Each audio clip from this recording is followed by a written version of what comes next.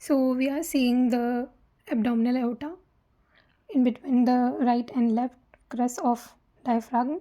It is passing and it is passing in from the aortic opening of diaphragm, divided into two parts, common iliac artery, the right and left.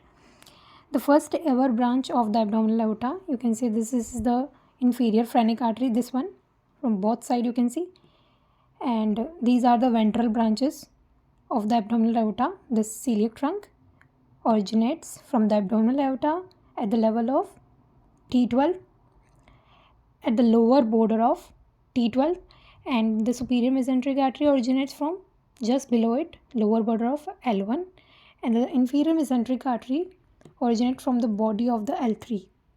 Basically what happens, celiac trunk will supply the foregut, the superior mesenteric artery will supply the midgut, and the inferior one supplied the hindgut part. And the internal iliac artery, the iliac artery will supply the pelvic part and perineal structures. So we can see that renal artery, the pair of renal artery is the branch of directly coming from the abdominal aorta. You can see this one, this branch is middle suprarenal artery. It is directly coming from abdominal aorta and it's supplying the adrenal gland. Basically the three branches are coming from the different branches of abdominal aorta. So inferior suprarenal artery is the branch of the renal artery. Middle suprarenal artery is the branch of directly coming from the abdominal aorta, and the superior suprarenal artery is coming from the inferior phrenic artery and supplying to the adrenal gland.